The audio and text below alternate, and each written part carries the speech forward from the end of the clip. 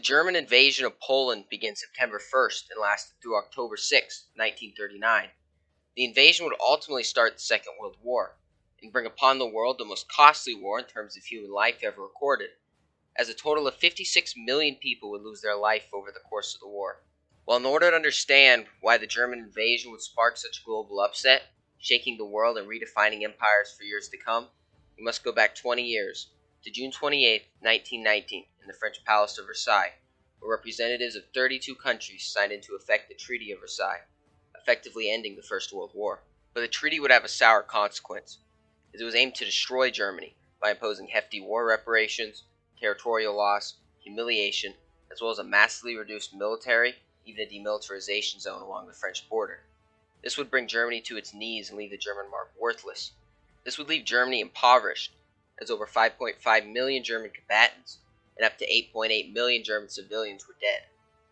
Most of Germany's institutions had crumbled, and its populace was on the brink of starvation. The starvation, impoverishment, and humiliation made Germans desperate as they looked for hope. They found the Nazi Party, now run by a man that could make all of the German people's dreams come true, by the name of Adolf Hitler. As he was appointed Chancellor of Germany on January 30th, 1933, and on August 1934, President Hindenburg died. Following his death, Hitler proclaimed himself Führer, in total control of Germany. Following this, the Nazis rapidly expanded arms productions, reintroduced military conscription in 1935. On March 7, 1936, Hitler ordered troops into the demilitarized Rhineland. On March 12, 1938, integrated Austria into the German Reich. They later occupied the Sudetenland on September 29, 1938, after the Treaty of Munich, and later declared the provinces of Bohemia and Moravia a German protectorate, as they were occupied by German forces, and created the German puppet state of Slovakia. Almost 11 months after the creation of Slovakia, on the 1st of September 1939, the invasion of Poland began, and would last through October 6th. Also known as the September Campaign, it was a joint attack on Poland by Nazi Germany and the Soviet Union. The German invasion plan was devised by General Franz Halder. It pursued a doctrine of mass encirclement and destruction of enemy forces. Infantry was far from completely mechanized, but was fitted with a fast-moving artillery and logistical support, and was to be supported by panzers and a small number of truck-mounted infantry to assist the rapid movement of troops and help concentrate on localized parts of the enemy front, eventually isolating segments of the army, surrounding and destroying them. Poland's terrain was well suited for mobile operations. When the weather cooperated, the country had flat plains, with long frontiers totaling almost 3,500 miles. Poland's long border with Germany on the west and north, facing East Prussia, extended just over 1,000 miles. The German incorporation of Bohemia and Moravia and creation of the German puppet state of Slovakia meant that Poland's southern flank was also exposed. They intended to exploit their long border with the quick maneuvering plan of Fall Weiss. German units were to invade Poland from 3 directions. The main German attack over the western Polish border, which was to be carried out by Army Group South, attacking from German Silesia and from the Moravian and Slovak border.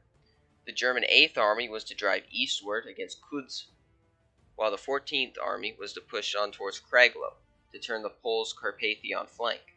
The 10th Army, in the center with Army Group South's armor, was to deliver the decisive blow with a northeastward thrust into the heart of Poland. A second route of attack from northern Prussia, as Army Group North, comprised of the 3rd Army, which was to strike southward from East Prussia, and the 4th Army, which was to attack eastward across the base of the Polish corridor. Joint attack by part of Army Group South's allied Slovak units from Slovakia. From within Poland, the German minority would insist by engaging in diversion and sabotage operations by units that had been prepared before the invasion. All 3 assaults were to converge on Warsaw, and the main Polish army was to be encircled and destroyed west of the Vistula. The Polish defense plan was to deploy forces directly at the German-Polish border, prompted by the Polish-British Defense Pact to shape the country's defensive plan, Plan West. Poland's most valuable natural resource, industry, and population were along the western border in eastern Upper Silesia.